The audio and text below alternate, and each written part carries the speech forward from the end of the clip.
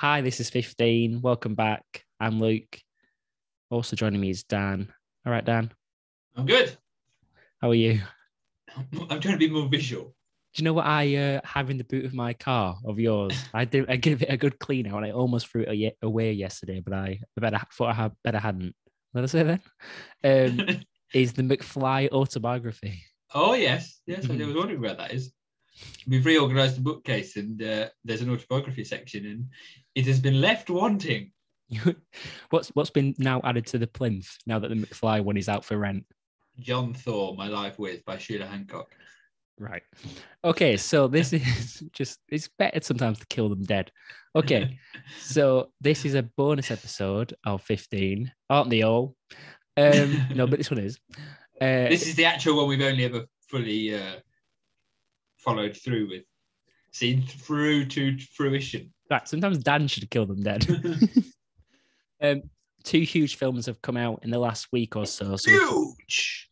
We were both going to go and see them anyway. Before watch at the cinema. Let's start commentating on actual modern films, not just the new ones off Netflix, like The Starling or whatever. Was it called The Starling? Sorry? The Melissa McCarthy one. The new Starling. one. I was trying to convince you to watch it. Yeah, Melissa McCarthy's Chris O'Dowd's the husband who wants to kill himself. Oh, that one. So this is. Do you not think that's Quiet perfect riff 3. material? Right. What did you say? Quiet Place 3. To be fair, Chris O'Dowd is like an Irish John Krasinski. I can see that. Yeah. God, we're off to a flyer. So the two big films in the last week or so: No Time to Die and Dune. Oh, which is crazy because it came out in October. So we've both gone to go and see them. It's me, your dad. Should we kick off with Bond? Because that's what's first. And came out first. So, and in many ways, the Life of a Critic is easy. First, though, I want to get a flavour of where you watched it. What was the Picture House like? Ooh, Picture House! You give it far too much credit. It was in Peterborough. Peterborough. I thought you were going to go. You stopped yourself then for a second. I thought you were going to pronounce it with even more pizzazz and racial undertones. Yeah. Everyman Cinema. No, that's a complete lie. Oh, you went to an Everyman? No, I wish. No, I wish. No, it's a Showcase Deluxe. Oh, no, they're okay, Deluxe. Yeah, they're okay. Yeah. Quite expensive. Although we paid £9 for a ticket because we went at 4:00. So banging. Oh, yeah. Well, I paid £5 for my ticket for Bond. Well, that's the North. Well, that was Halifax, yeah. Mm. Yeah, dirt cheap. Nice packed cinema, though, which was nice. It was a later showing as well. It was like 8:30 our showing. Ours was fairly decent showing. Okay, should we kick off with we had to get 4. We had to get at 4 because we couldn't get booked in any other time. We thought in the week it would be quite an event, a cinematic cultural event. Well, it definitely is over here in Britain. Like it feels like the one. How is it in Brazil? The one. The one final sort of theatrical event left in the calendar that comes out every now and again. What about the Royal Variety performance? So let's kick off with some comments. Starting no in particular. We are going to have a bit of spoilers in this, aren't we? I guess. Always. This is rated S for spoilers. So I think it lacked a good twist. Like and subscribe, guys. Like and subscribe. Yes, just actually, while you say that, we are on YouTube. The link is in the bio if you want to watch us. Okay. So, and if you're fed up of this or this, depending on which way it's shot, you can get all of this. Link in the bio as well, because we're on the wherever you get your pod from, we're there. We're actually currently, I believe, Luke, 39th in the world. Let's not address. No, last time we started addressing our rank, it didn't go well. So let's just leave it at there. What you said. Let them take from that. I was stripped of my knighthood. I enjoyed the fact that there was a continuous cat and mouse between Bond and them. You watch I don't have a the same place. film? I don't have a place to start, Dan. So I'm just chucking a dart, Oh, right. right? You know the I thought whole you, I darling. think you watched Tom and Jerry. The whole. We did this joke before with Heat. Do you remember? Pete? Uh, Who's Pete? Did you like that bit? No, I'll tell you exactly. The final outing of Daniel Craig as James Bond sees him in his most, and I use the word hemorrhagic. Is that a real word? I want to hear that in a sentence. It was the hemorrhagic, so the past tense of homage in homage. Oh, I don't know. Well, because the film was basically a parody if not in a parody in a joking sense, but of, in the sense of, because it was like No Time, Dr. No, wasn't it? Which was the first ever Bond that came out in 1963. That was earlier. I think it was earlier than that. I think it's 61, isn't it? It's 60 or 61. Who cares? Anyway, keep going. We should know. Yeah, but we're close enough. Like, unless it's 62, one of us will be right. It was 63. I was right. Oh, you're right. Little things like at the end, like the fact that he said, "Oh, I'm Commander Bond." Little bits of dialogue, the jumper outfit he wore when they stormed the island. All of that was what Connery wore in Dr. No. So there were lots of little nods and touches towards classic Bond, classic Connery. I think guess because he died. Why are you laughing? That's no, true. This podcast is nerdy enough without you picking up the fucking sartorial jumpers that they both shared over a 60-year span. No, but I think that's important. I think that was a choice deliberate. 50 year. You can jump in there. Yeah, okay. No, it's not. Let's not focus on 60. It was 60. I buckled under the pressure. Bamboozled. Should we talk about the Russian scientist? He was busy, wasn't he? It's as good a place. It's as good a place to start as any. Really bad acting. The Russian scientist. Like I was at the point. He'd better be Russian to get with accent. That's all I'm saying. He had better actually be Russian. He's some South Shield. Another comment I kind of wanted to pick up on earlier here was, you've seen Bohemian Rhapsody, haven't you? Oh, Frozen. Don't address it. It's fine. Okay. Remy Malik, I genuinely think all the way through this film looked like AIDS-ridden era Freddie Mercury. Yeah, so true. He was bang on it. Yeah. Because he'd been bang on it. That's why he had. The jokes, the parts are there, folks. As you can see, this is like a stream of conscious stuff on my review. Yeah. I do have some bigger chunks later. Yeah, you really thought about what you were going to say and you formulated it into a cat and mouse. Meow. Shall I start with something?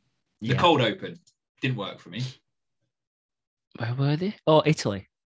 No, the flashback. It was a flashback, and then it fed into the Italian. Oh yeah, we're following the French girl. Yeah, didn't work for me, I'm afraid. I tell you what didn't work for me in that scene, Dan, is the math. Remy Malik had to have been about 8 in that scene. Do you know what I mean? Because we've gone on about 25 years. Remy Malik looked as though he was about, what, early 30s? 33? Early 30s, but with AIDS. With it, well, that'll age you. That's the worst part of it. And so he must have been about 8 in that flashback. Do you know what I mean? It made no sense. For an 8-year-old. Also, did you not think the man was going to be like a fat Korean? Under the mask? Did you not think under the mask? Like a fat Korean fan of the opera. You've been watching too much Squid Game. Watching no Squid Game, thank you. Talk about some good stuff. Hans Zimmer's score was amazing. Actually, Hans Zimmer also did the Dune, so we'll probably pick up on that as well. But in Bond, I'm sure we will. That really shone throughout the whole thing, particularly in the end as well, the crescendo towards the end. I think that was the star of the show. Means it was a great film. I think the problem for me with the cold open was it just wasn't dynamic enough. It felt like it was going to be. It was very tense, and it was, I think, on its own, a very not spooky. Spooky's the wrong, thriller. It worked as a thriller. I was exhilarated by it, but then it just didn't work. It wasn't dynamic enough, it was exciting enough. Like, I think back to Spectre, and the best part about Spectre was the cold open, which was set in Mexico, and that was, you know, where they're flying over the Day of the Dead and all that. And you remember, it was that one continuous shot following Bond, and you're like, which one is he? And he's got the mask, and it's, you know, that's really exciting to watch. And that, whilst it didn't have the dynamism or the explosiveness that you want from a Bond movie, because although you've got to make your own stamp on a film, at the same time, you have to, there are certain rules with Bond, aren't there? You have to sort of, yeah, but they had that Bond start in Italy. They were just trying something different here, weren't they? That's all. But then I had issue with this Italy scenes as well. What was wrong with that? Beautiful locations. It's fair. One thing Bond does, it's when it's flexing its muscles, do you know what I mean, and just showing its sort of production power. It does that better than anyone. Its set locations are fantastic. They're so I think good. On its own, it was a great scene, and like using the car and the spin, you know, and shooting it all up, all the bullets, all the gadgets, seeing all that was fantastic. But it was two things which really annoyed me about this whole film, and it plays larger into the kind of whole series of Daniel Craig as Bond, was that it was a direct continuation on from the end of Spectre. And you talked about this, you mentioned it to me, you said, because you saw it before me, you said, oh, you won't need to rewatch Spectre, you'll know what happened. Yeah. And I did, but I still wished I'd rewatched Spectre, because it follows on directly at the end. Oh, completely. And so knowing that, it kind of took me a moment to get it, and it kind of threw me out. But Grace was with me, and she hadn't, and she didn't believe the relationship between Daniel Craig and Thingybob. I forgot because the name's gone as well for me. But Leia Sadu. Leia Sadu. Sadu. So. Didn't believe that falling apart of that relationship, because, and it makes sense when you think about it, that they're still very new in their relationship, and that whole thing was working.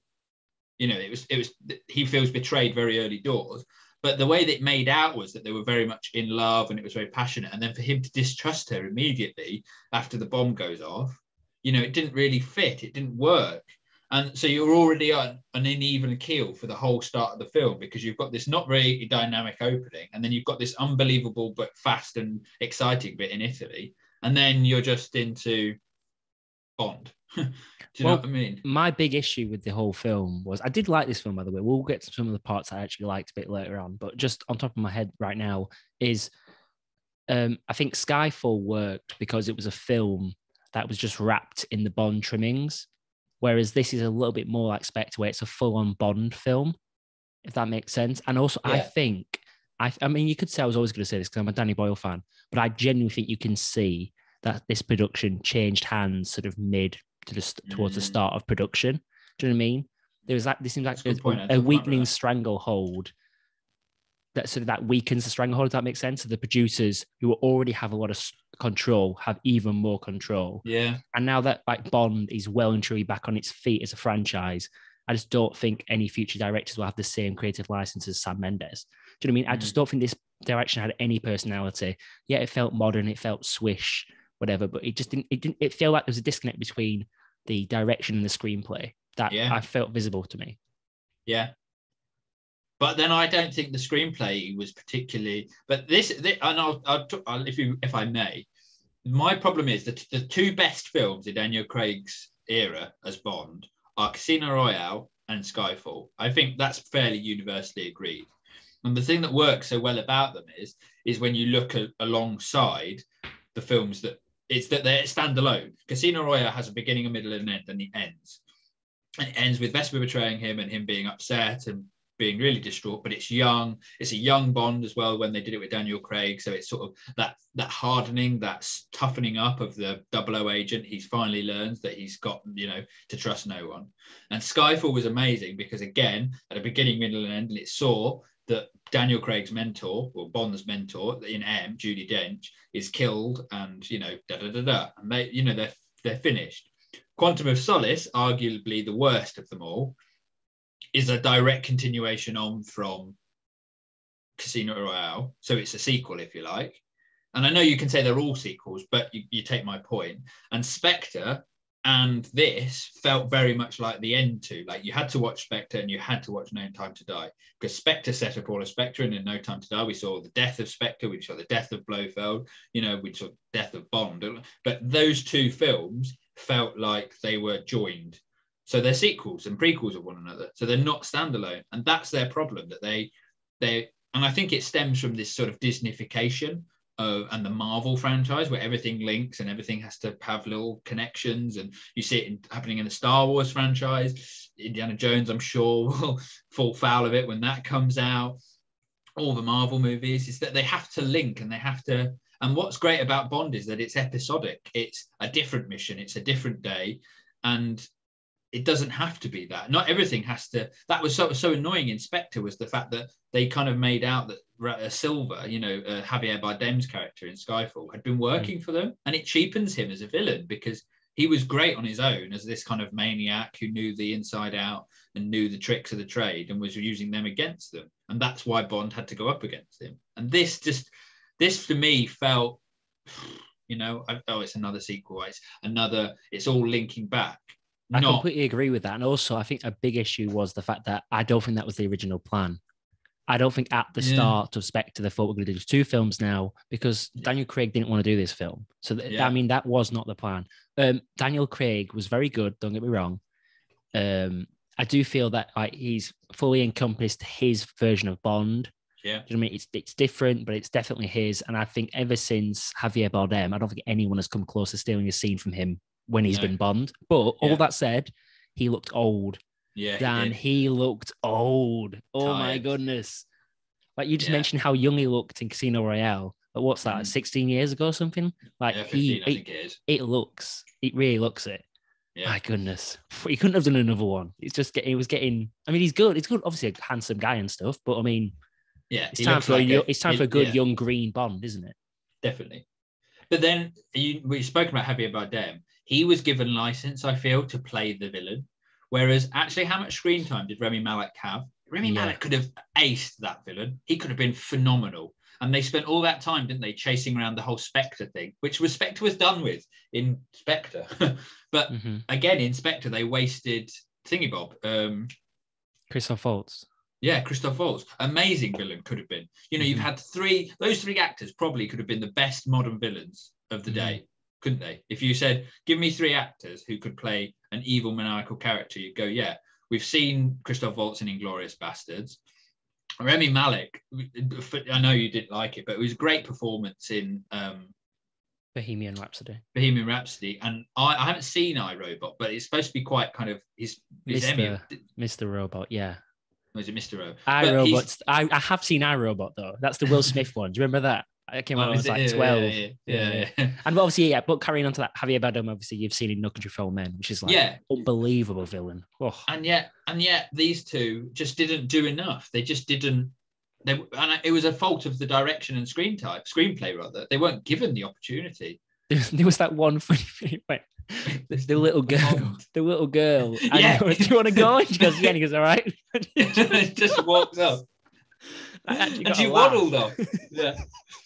That's brilliant. And Grace made a really good point actually in this film, because obviously, and I did like the fact that they gave Bond a kid, because it moved it away from the misogyny element. And let's talk about Anna in a minute. Oh, the one from in Santiago. Yeah. Let's talk about her. Okay. But it moved away from kind of misogyny and sleeping around, and all that. So kind what? No, it's good. I'm saying that's good. I think no, I'm not saying that's good. No, I know you are. I'm saving you. It moved away from that and gave him a kid, and that was a very kind of nice dynamic to explore in a Bond. But Grace said it at the end. You know that moment where he stood on top of the fortress, whatever, and the nukes are coming in, or whatever it is, the missiles, and he was stood there and he had the little bunny rabbit in his belt. She said it really took away from the image of cool Bond to have this little dead toy bunny sort of covered in blood. Yeah.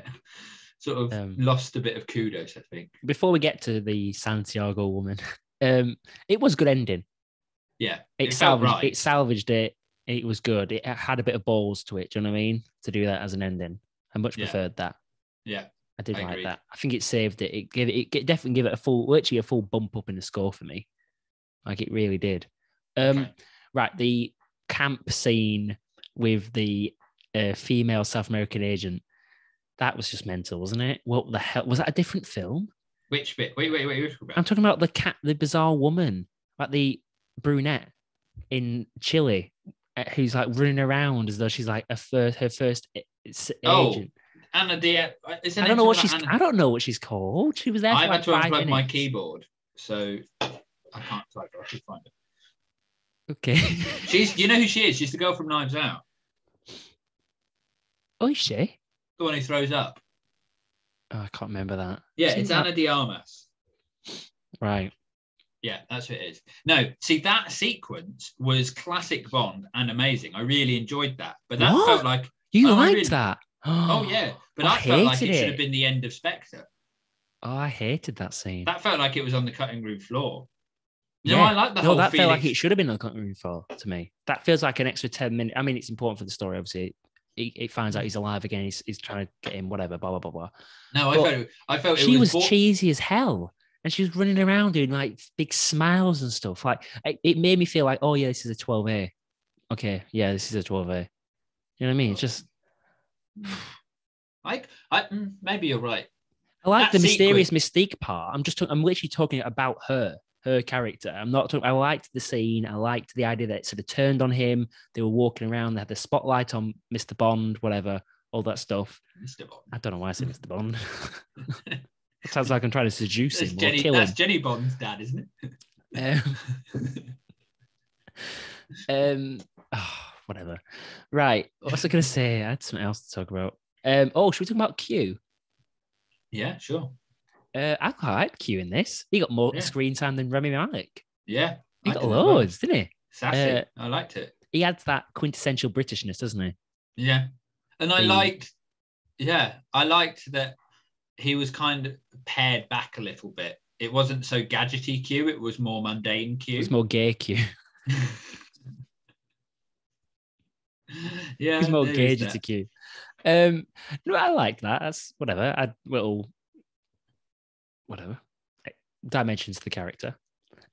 Speaking of added sort of auxiliary characters, should we talk about the new 007? Yeah. Ooh. So I don't think it worked.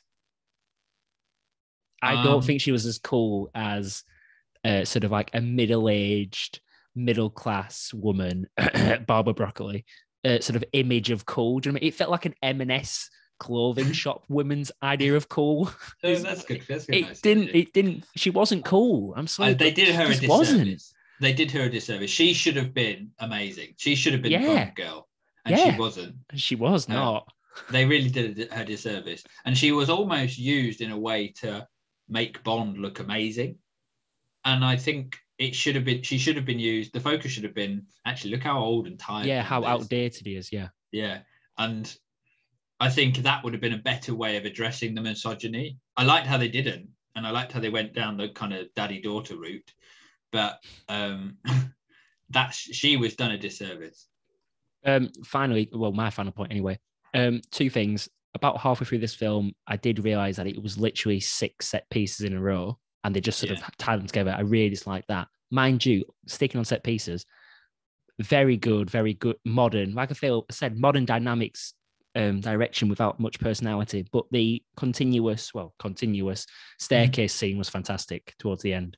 That's when it went up a gear for me. Yeah. When everyone else left, yeah, and it was just Bond with people in his on ear the island, and he was doing it himself. That felt fantastic. That felt peak Bond. That's what it should be doing. I like that a lot there. They should have stripped back all of the Spectre first half, where they're all set up, and they should have just dived into Dr. No. And I think the cold open would have worked better if he'd targeted her or something. Do you know what I mean? Because they kind of added that whole, he was in love with her, and it sort of never really stemmed from anything. It should have been Bond was retired with her and he came back. Do you know what I mean? And he rejoined the service to find her because he could, he used all his old contacts to get back in, and it was all different. And he was the kind of dinosaur in the closet, but the old ways kind of worked. In the closet. Q. Yeah, Q was there with him. It kind of worked, and then he got through, but he dies at the end. You know, that would have been a more linear narrative. That's than your elevator pitch for you there, guys. Well, I don't know. No, I liked it. What are you getting out of 10? I didn't. I give it a 7. Yeah, me too. I looked back and because Give it a I think I think I mentioned this. I definitely mentioned it to you before. I But do think we're harsh on Bond, though. To be fair, I think most people would say this is like a 7.5, 8. Do you know what I mean? Yeah. I think we're harsh on Bond. I gave Goldfinger an 8, and it's nowhere near as good as Goldfinger. Yeah, no, Goldfinger's a good one. Yeah, Goldfinger's a good one. So I gave it the same as Doctor No, ironically. Oh, the irony. Just quickly before we jump off that, new Bond. Are you agreeing with me? You want like an unknown actor? Well, not sort of unknown, someone like sort of late 20s, early 30s. 25, unknown black actor. I think it'd be a great Bond. Okay, so but also I think they should completely get rid of Q, Ben Whishaw, Naomi. Oh yeah. Restart. Everything is yes. From the word dot, and maybe even revisit some of the old stories and tell them. I don't know. What do you think about the idea of giving it to someone who's more of a creative force? Like they flirted with the idea of Tarantino of Casino Royale. For this, they flirted with the idea for Denis Villeneuve. For this one, he was in talks with it, and obviously Danny Boyle didn't quite work out. What do you think about the idea of giving it to someone doesn't have producers over their shoulder? I like that idea. And doing it in black and white and doing like an old one, and that sounds so cool. They won't do it. Yeah, but no, they won't do it. But I think if you're going to do that, then there has to be consistency in the director and in the tenure of whoever the Bond is. They should sign on, say it's Denis Villeneuve.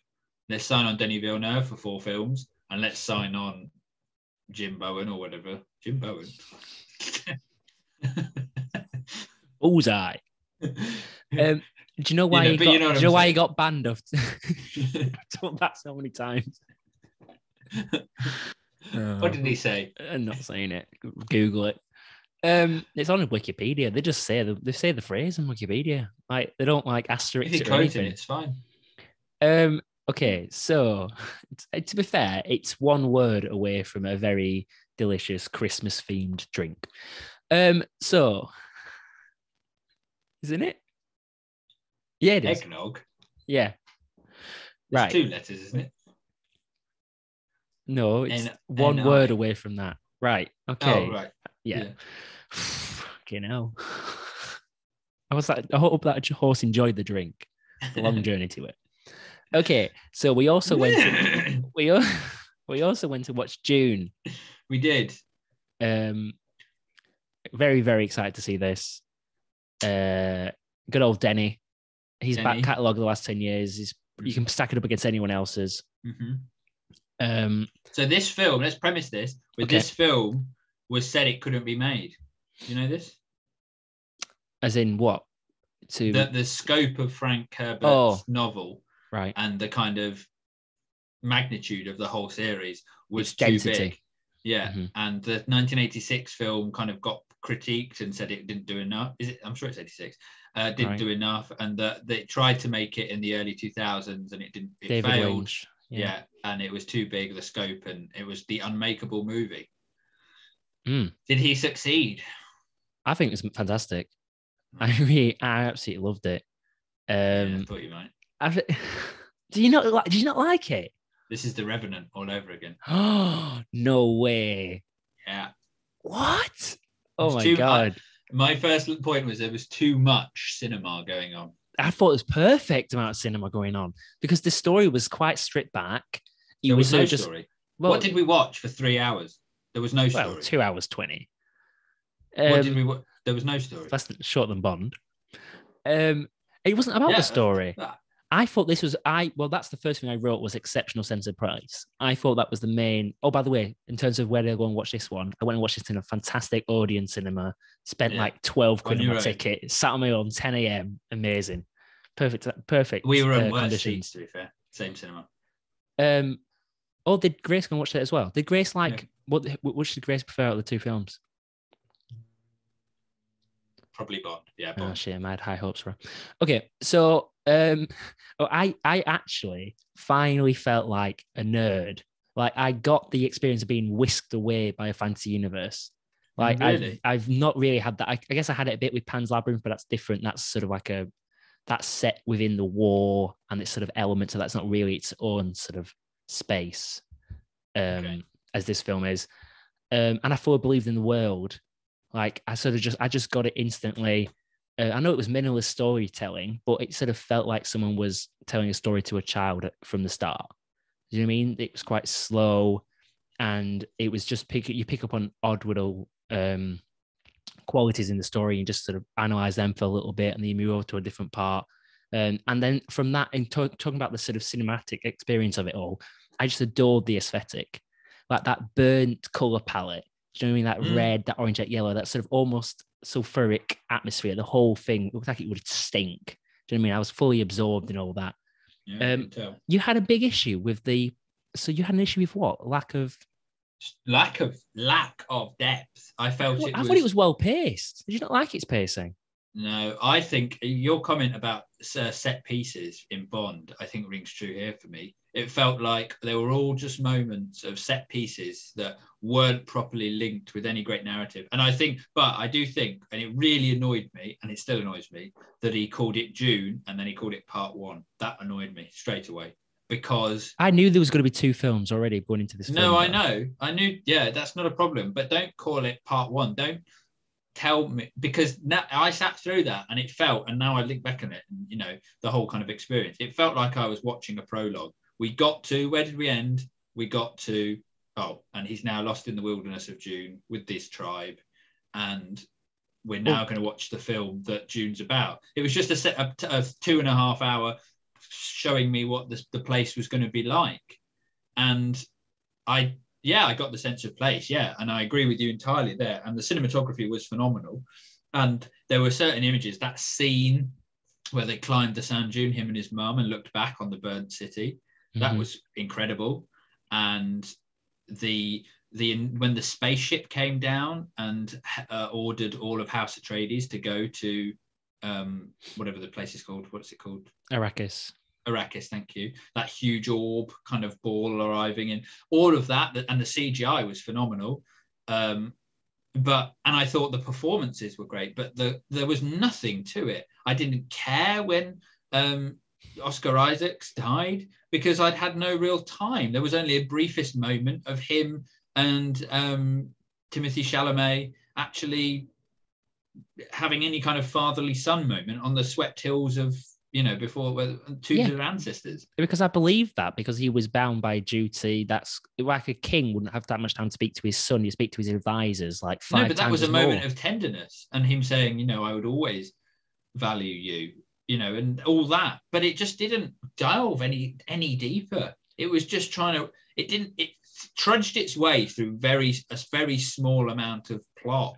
And it could have achieved the same things. I thought there was huge amounts that it picks up a lot of stuff, like when the lady comes really to see this so-called this so-called prodigy, to see if he really is, if he can have these control his animals. Benedictines? Is it Benedictine? It begins with a B. Anyway, that's something like that.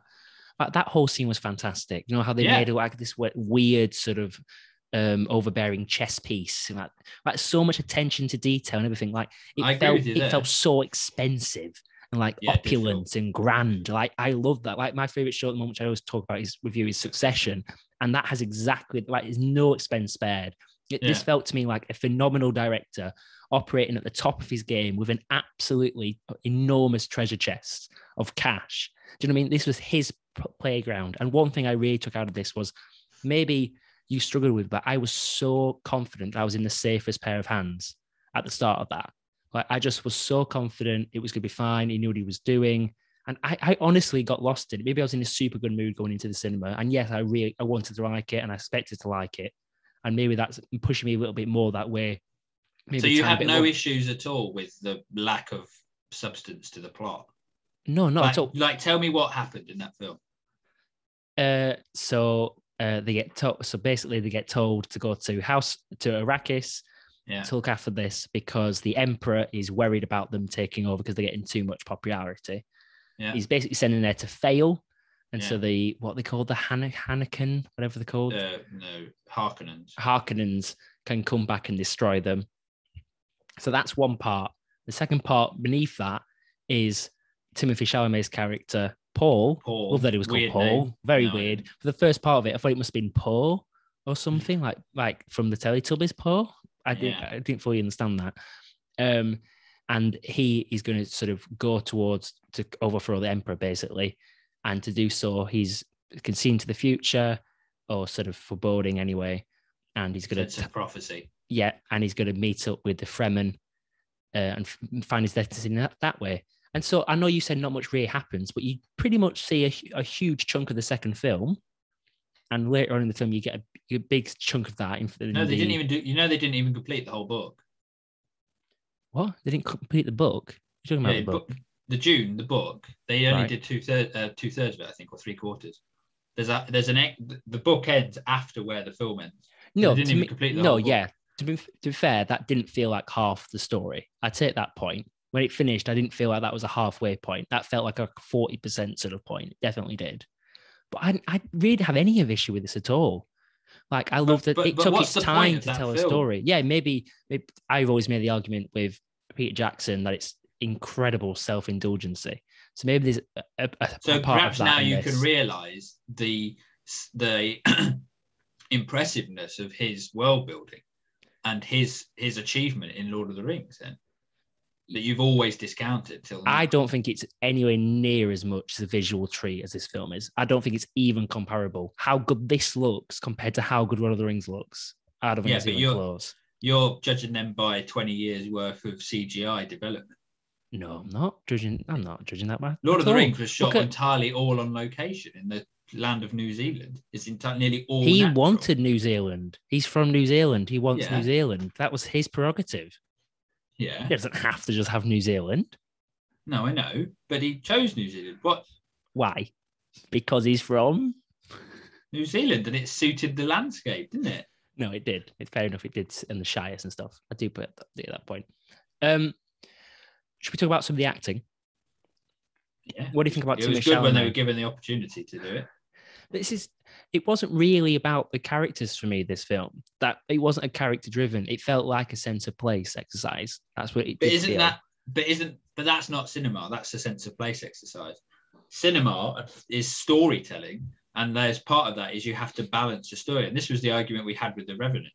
It was just lots of beautiful windswept moments and a very hard-hitting performance from Leonardo DiCaprio, but nobody cared about it. Well, I certainly didn't care about it. He will not get this monkey off his back, ladies and gentlemen. I have tried. I tried to harpoon it, all sorts. It will not leave. I'm not even fighting the other side of this anymore. This Revenant argument's got to stop. That cast was exceptional. The best person cast on screen, the best person and the best parts of this whole film were when Stellan Skarsgård was on screen. He was fantastic. Mm-hmm. It was. I wanted more of him, and I wish they'd made him more. No, but you didn't have to do more of him. That exactly. They limited it. They kept it minimal. They kept it more imposing when he was there. Weird, vulgar, disgusting, repulsive. Yeah. But by having less of that, you get more of that. That's pretty simple, wasn't it? I liked it. Made him more gross though. Apparently, in the books. Oh. Yeah, no, I totally agree with you. But I wanted him to be more vulgar. I wish. Sorry, Dan's coming live from Kabul. Dan, are you there? You froze for me as well. No, I wanted him to be grosser, fatter. Apparently, in the books, he's held up by strings, and he's meant to be really. His neck was enormous. I know, but apparently, he's the description in the book. I'll have to read it anyway. No, but he was great. He was, the best. Javier Bardem was good as well. Wasn't that nice? Little pops up very good. Really impressive. Strong cast. Yeah, amazing cast. I thought Ferguson Timothée Chalamet was really good as well. Played the mum. Fucking weird. I didn't like her character. Yeah, but that's great at it. Yeah, exactly. No, I understand the point, but I can still say I didn't like it. I thought you were going to say you didn't like a performance. That's where you're going to go. No, she was. Yeah, no, I couldn't fault the performances at all. I really loved Oscar Isaac's head of security, not Josh Brolin, and not.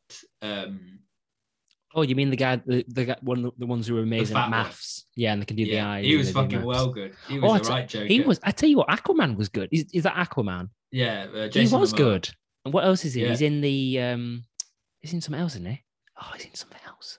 Some other big shot. Isn't he in another big franchise I haven't seen? Or He's maybe in he's Game of not. Thrones. He's Khal Drogo in Game of Thrones. That's where No, but he got his he's break. in oh, whatever. He wasn't on Graham Norton's couch for some big film, and I thought, oh, that's another big film Aquaman. for him. Oh, maybe that's just it then. I haven't got around to it. But he was surprisingly good.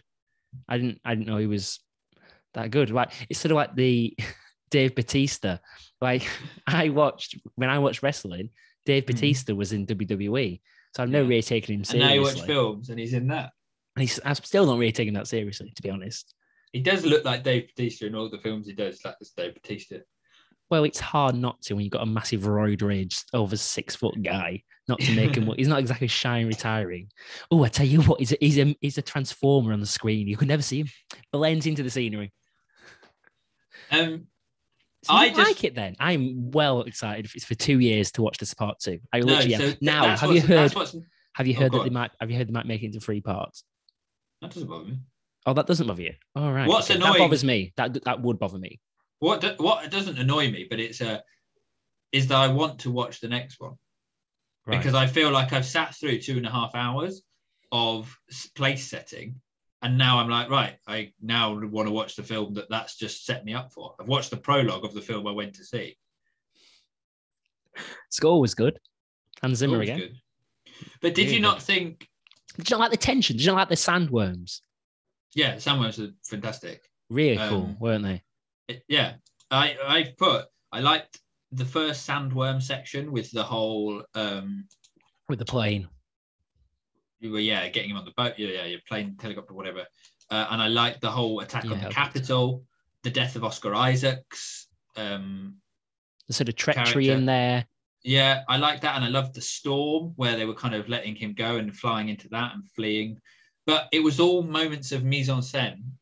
That's my favorite little moment I like to use. But it was all those moments and they didn't feel they felt congruent, but the pacing was off. I felt like, and I've built to that, and now I've seen that, and then we start again, and it just felt very kind of filming by numbers, telling the story by numbers, but it looked epic. I can't fault the cinematography and the direction, but the screenplay for me was so lacking in any kind of real depth or moments of sincerity. And I think if it had sped up, it would have worked better. I think they needed to achieve more. I think they needed to either achieve more or try and tell less. Well, this is very much labor of love, isn't it? For Denis Villeneuve. And so I assume, obviously, it's going to be hard for him to. Why would he not want to tell the story? Apparently, he was 14 when he fell in love with the book. And so it's like literally like a perfect Venn diagram for him. And he doesn't want to. I don't know. He doesn't want to blow his big chance, I guess. And he's not impartial to a long film. Prisoners is extremely long. I've got no problem with long films, but if you're going to do a long film, then you could have told more of that, or you could have spent more time delving into certain aspects and less time. Like apparently, and this is quite interesting, that the book opens with that scene of him getting his test. Right. So we lose all that stuff beforehand of him at breakfast and all that. And I don't know. I wonder if that would have been a much more dynamic opening for me. Do you not think? Yeah, but I think it would have probably given us a bit too much too soon there. Like, you wouldn't have cared for him. You wouldn't have fully understood the mother, because the mother is caring, but she has just this duty bound to this group, whatever, I can't remember the name of that cultist she's with. Benedictines, are they? Yeah. Benedictines. And so I quite like how they built the planet up, and you got an idea of the scale, just like the cosmic scale before all that. But yeah, I mean, that would have been quite a ballsy way to start the film, wouldn't it? I guess so. It was a grower, not a shower for me, this film. Like, I want to... I know I put that phrase because I want to see the next one. And I think when you talk about it, you can definitely explain why it's a great film. It's funny you say that, Dan, because you probably could have done with this film being circumcised, couldn't you? Exactly that. I could have done with it.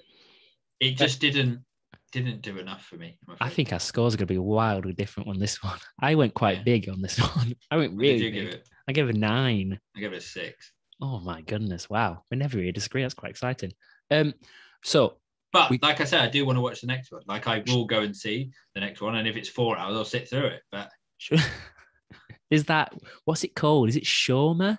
The documentary on concentration camps. No, if you want to make a joke about it, that's up to you, Dan.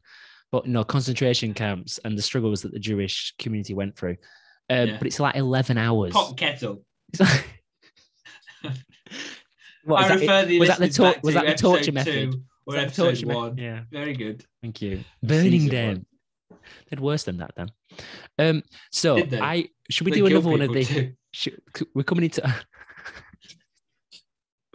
Oscar season, so we're probably going to do a couple more of these. Yeah.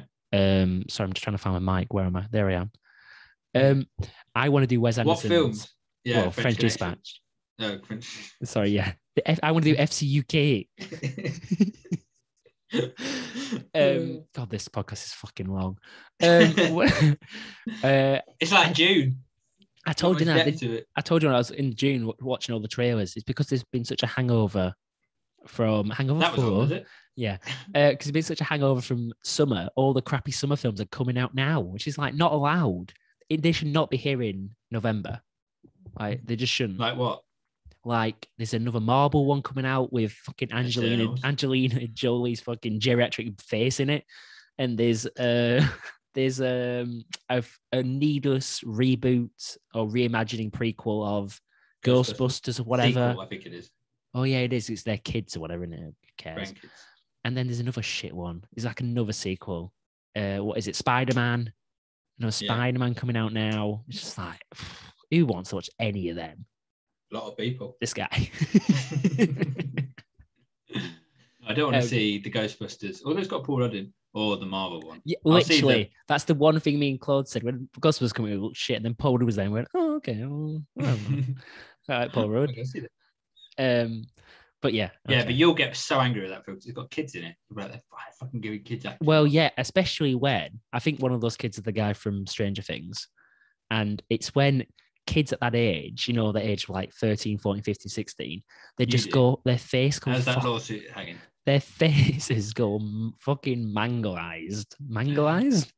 You know what I mean? Like they just go, they get warped. Show us. They get proper warped. Do you know what I mean? Like all of a sudden their chin gets massive and the rest of the face never caught up.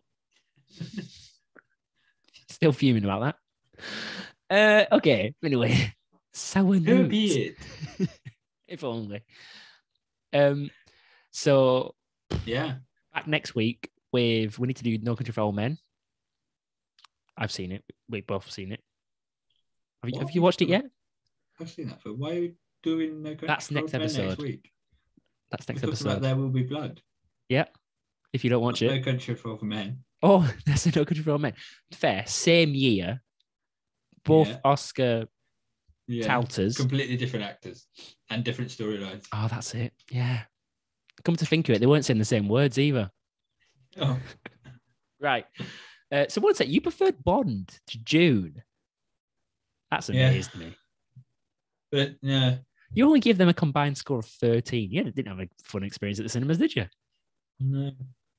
Okay. They're probably about the same, really. But I think there were better.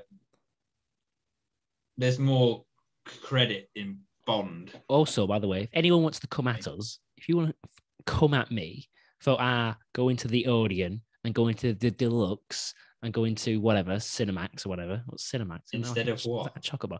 I'm going to an independent cinema to watch French Dispatch. I've been waiting for it to come out in Hebden Bridge Independent Cinema. Really nice little picture house.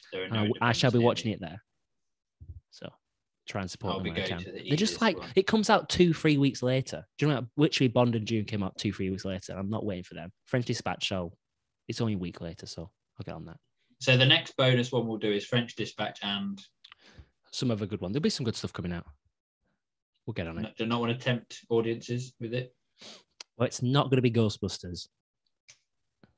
You know, Dan's now reaching for his phone, I think, to check what's coming out. Oh, actually, a good way to wrap this up. I haven't actually seen the trailer, and I've seen one mini thing on it. But Dan, have you heard about the Pixar film coming out next summer? No. Lightyear. Oh, yeah. No, I have. I thought you would have done. Chris Evans. because there's no original stories now. People only make sequels or prequels. You're right. Chris Evans is a boring pick, isn't it? Coming out November. A He Boy is the Called most. Christmas. He's like the most mediocre American, white, boring, generically handsome guy. Do you know what I mean? Really like what? It just doesn't do anything for me. Okay, Dan, I think we've run out of steam. I've always thought we should have ended this show better. Actually, let's do it. If you liked we used this to at do all, me singing. it would mean we did, yeah. To be fair, Beauty and the Beast was fantastic. Gucci, House of Gucci. Oh yeah, we could watch that, like with Adam Driver. Yeah, and let's Gaga. watch that. Okay, let's do that. House of Gucci and the French Dispatch. If you did actually like this, it means a lot if you can leave us a review or like and subscribe. It honestly does. That really helps out the show. Okay, we'll be back next week. 39th in the world. We're coming on you, 38th. We'll be back next week. To be fair, I should have just ended the show, but I'm going to get this on my chest. There's a show on that's always around us on the rankings, and it's like two fucking guys, and they're ripping off Raiders of the Lost Ark. Yeah. And it's like Films of the Lost Ark or something, or Raiders of the Lost Films or some shit. And it's those two. And I'm gonna get in touch and get them copyrighted, because I make it very careful not to use any copyright, and they're clearly ripping off Indiana Jones. And they do make it, and they do your heading, Dan. I'm going to show you a picture of them after the show. Oh, they're knobheads. Really soured the atmosphere here. You know, what was going on? Bitter old gin drinkers. Speak for yourself. I ain't seen them. I drink cherry seltzer. Advertising. See you next week, everyone. Bye-bye.